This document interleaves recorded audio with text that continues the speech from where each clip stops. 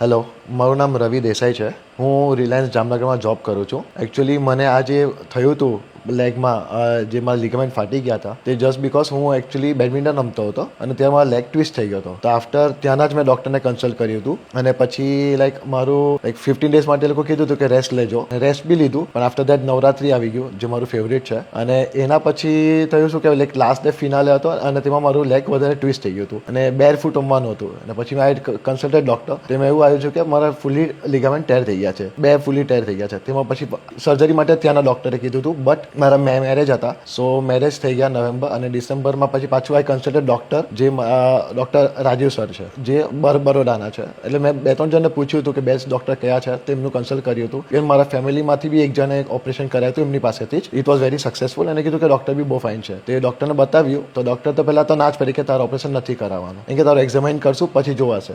પછી તો બી એમને કીધું કે 1.5 મહિના પછી આપણે જોઈશું. પણ 1.5 મહિના પછી ઓન 13th જાન્યુઆરી મેં બતાવવા ગયો, ત્યારે મને સેમ પેઇન હતું, રિકવરી અંદર નહીં હતી. તો એમ કીધું કે આપણે ઓપરેશન કરી નાખીએ. તો જસ્ટ હું 3rd એડમિટ થયો અને 4th મારું ગઈકાલે ઓપરેશન થયું ને it was very successful. Even એમણે આજે તો રજા પણ આપવા કહી દીધું છે અને વોક બી કરવા કહી દીધું છે. જે સ્ટીચીસ જે રહેશે, જે 15 ડેઝ પછી સ્ટીચીસ તોડવાના રહેશે. રિકવરી માટે તો જલ્દી રિકવરી થઈ જશે. It will be very good. But yes, ડૉક્ટરનો સ્વભાવ, doctor is very nice, politely વાત કરે છે, સમજાવે પણ છે શું છે શું નહીં, તમને કેવી રીતના કેર કરવાનું, કેવી રીતના નહીં, એન્ડ છૂટ તો બધી જ આપે છે. એટલે રિકવરી એકદમ ફાસ્ટ થાય છે, એવું મને એક્ઝામાઇન થાય છે. એન્ડ એક્સપિરિયન્સ એકદમ મસ્ત હતો, બેસ્ટ હતો. યુ શુડ ઓલ્સો ગો, કોઈને પણ આવી થાય તો. Thank you.